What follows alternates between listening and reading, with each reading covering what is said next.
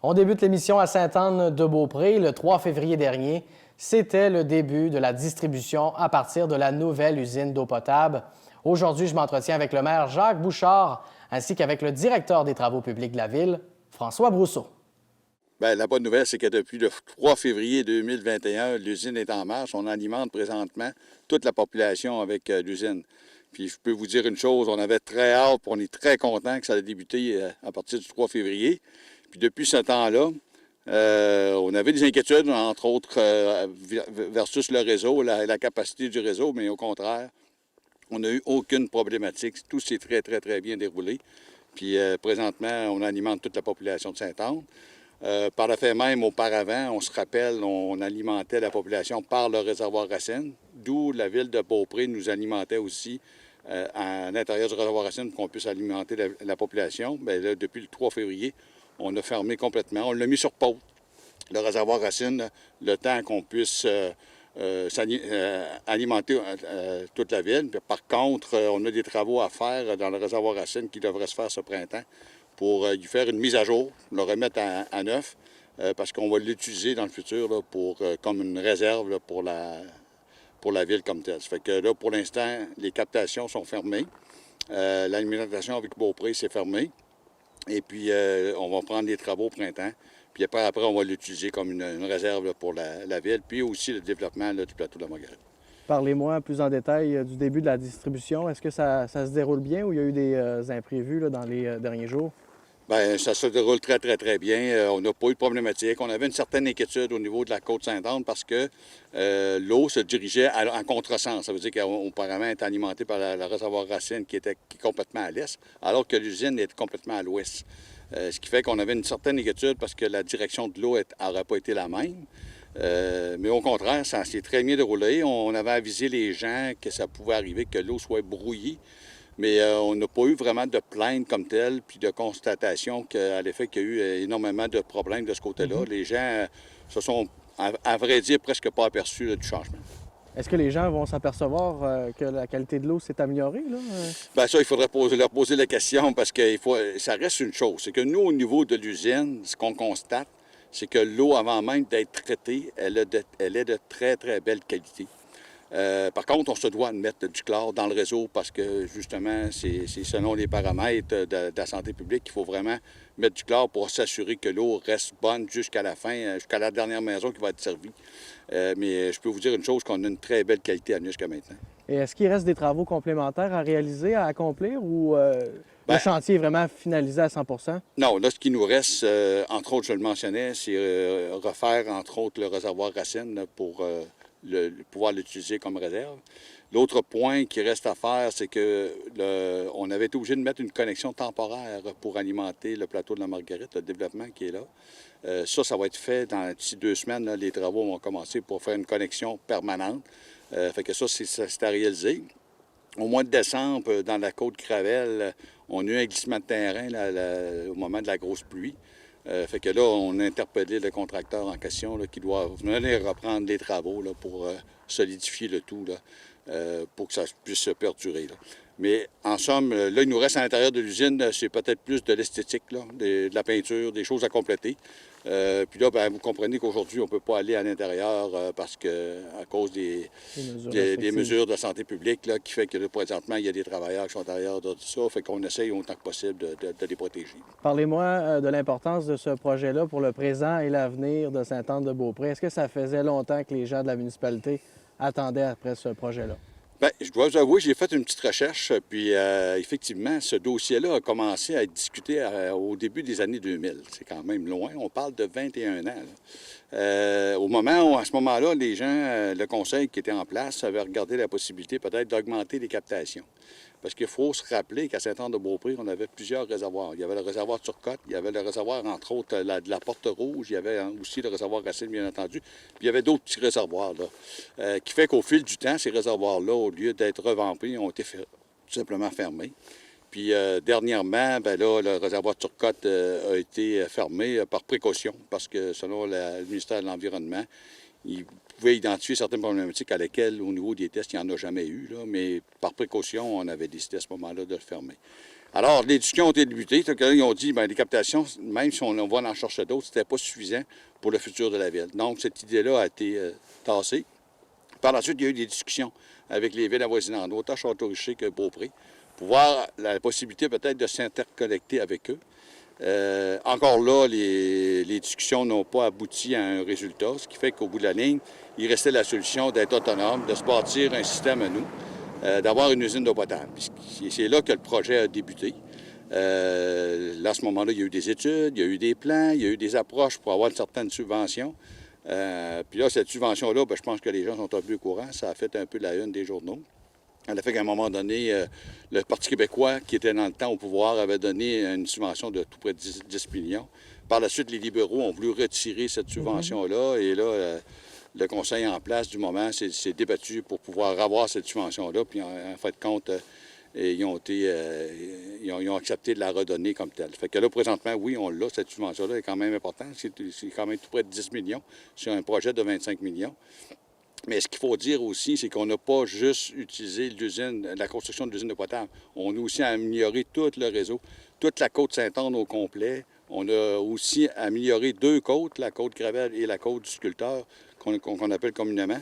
Alors, il n'y a pas juste le projet d'usine dans le 25 millions, il y a tout vraiment le projet au complet des rues. Puis en plus, on a donné des services à 35 maisons sur la Côte-Saint-Onge, alors qu'auparavant, il n'y avait pas de sanitaire ni d'eau potable. Il y avait leur propre à eux. Mais par contre, là, ils sont tous connectés sur notre réseau à nous.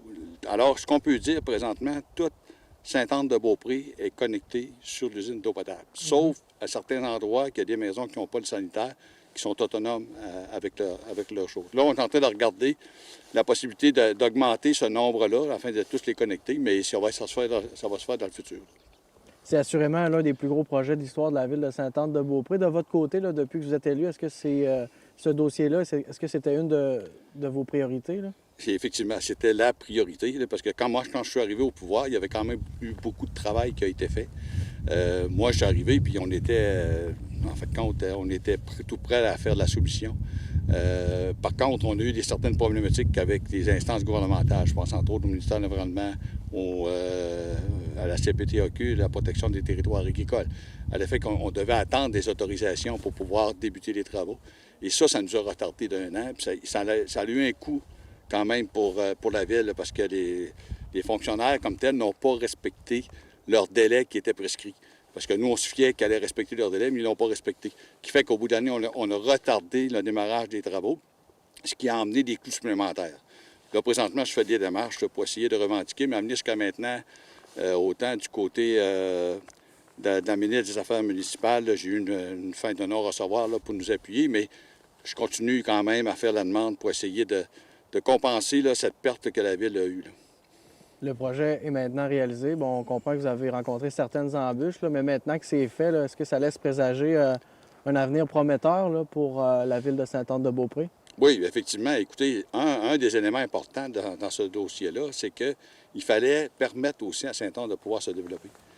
Pour se développer, bien, il faut avoir des développements. Là, présentement, on a 2 développements majeurs là, qui s'installent, entre autres le plateau de Marguerite, qui a tout près de 80 terrains là, qui sont disponibles présentement dans la première phase. Maintenant, on en a un autre qui a 40 terrains là, au littoral de la rivière aux Chiens, qui là aussi, les terrains sont prêts à être construits. Fait que vous comprenez que si on augmente la population, ça va faire en sorte qu'à ce moment-là, on va pouvoir répartir la fameuse plateau de taxes là, à plusieurs citoyens, qui va faire qu'on va espérer qu'on garde du moins un niveau de taxe qui va être acceptable pour tout le monde. Là, pour l'instant, on est dans une période de transition. Le temps que les nouveaux personnes s'en viennent nous trouver, puis qu'ils puissent contribuer, c'est sûr que là, présentement, on est obligé d'avoir une certaine augmentation de taxes, mais on essaye de respecter autant que possible tout près du coût de la vie, ou du moins un peu plus. Là, cette année, on est tout près du 3,5 d'augmentation de taxes. Mais il faut comprendre aussi qu'on est obligé de faire ça parce qu'on commence vraiment à payer l'emprunt concernant ces travaux-là, qui fait quand même que ça en amène une certaine différence. En terminant, est-ce qu'il y a des gens que vous aimeriez remercier? Là, je pense entre autres aux citoyens là, qui ont été très patient? Oui, effectivement. Vous faites bien de me le mentionner. Oui, je tiens à remercier la population qui, dans tout, parce qu'on a eu quand même toutes sortes d'aventures dans ce projet-là, mais ça a été les gens qui nous ont aidés le plus, je pense, par leur résilience, pour l'acceptation du projet. Puis ça nous aide beaucoup dans notre travail. Ça, c'est quand même important. Puis j'aimerais aussi remercier les anciens conseils qui ont démarré ce projet-là. Comme je mentionnais tout à l'heure, ça a pris 21 ans à voir l'aboutissement de ce projet-là. Vous dire des fois que c'est quand même beaucoup. Ça veut dire beaucoup de discussions, de rencontres, d'études, puis d'échanges avec des partenaires qui fait qu'aujourd'hui, bien, on peut fêter cette belle réussite-là. Monsieur Brousseau, c'est un lieu important. Qu'est-ce qui se passe à partir d'ici? En fait, ici, on est 2 km au nord de l'usine, soit la prise d'eau brute qui alimente l'usine en eau. Donc, c'est ici, si on voit derrière moi, le bassin dans lequel l'eau est captée. Et puis, les pompes à l'intérieur du bâtiment poussent l'eau brute jusqu'à l'usine. Quelle est justement la capacité de cette nouvelle usine-là? La capacité de l'usine, si on compare avec le débit journalier moyen qu'on a en 2020, l'usine actuellement fonctionne seulement au tiers de sa capacité. Ça veut dire qu'on va pouvoir tripler le débit de l'usine dans les prochaines années. Si on compare avec la population qu'on a actuellement, peut-être un 2800 à 3000 personnes, Sainte-Anne-de-Beaupré va pouvoir recevoir jusqu'à 9000 personnes avec l'usine telle qu'on la connaît aujourd'hui. Puis au niveau de la technologie, est-ce que c'est ce qui se fait de mieux dans le domaine actuellement? C'est vraiment ce qui se fait de mieux, c'est top niveau. On parle d'un système membranaire, de filtration membranaire, c'est-à-dire que l'eau est filtrée dans des membranes qui sont extrêmement comme micrométriques. Juste le fait de passer l'eau dans ces membranes-là, ça enlève toutes les saletés, ça enlève aussi les bactéries et les virus. Donc, il reste juste à ajouter un petit peu de chlore pour s'assurer d'avoir une désinfection sur notre réseau et le tour est joué. Est-ce qu'on peut dire que l'eau à Sainte-Anne-de-Beaupré respecte les plus hauts standards en la matière? L'eau respecte les plus hauts standards. Puis comme en hiver, actuellement, l'eau de la rivière aux Chiens est très, très propre.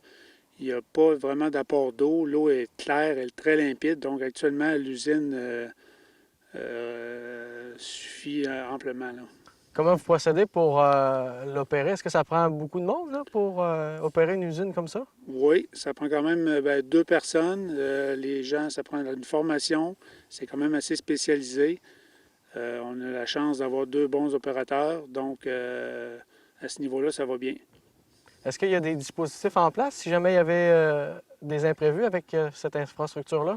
C'est sûr, il y a une panoplie d'alarmes qui est reliée à ces usines-là. Les opérateurs reçoivent les alarmes sur un téléphone cellulaire, peuvent intervenir à tout moment.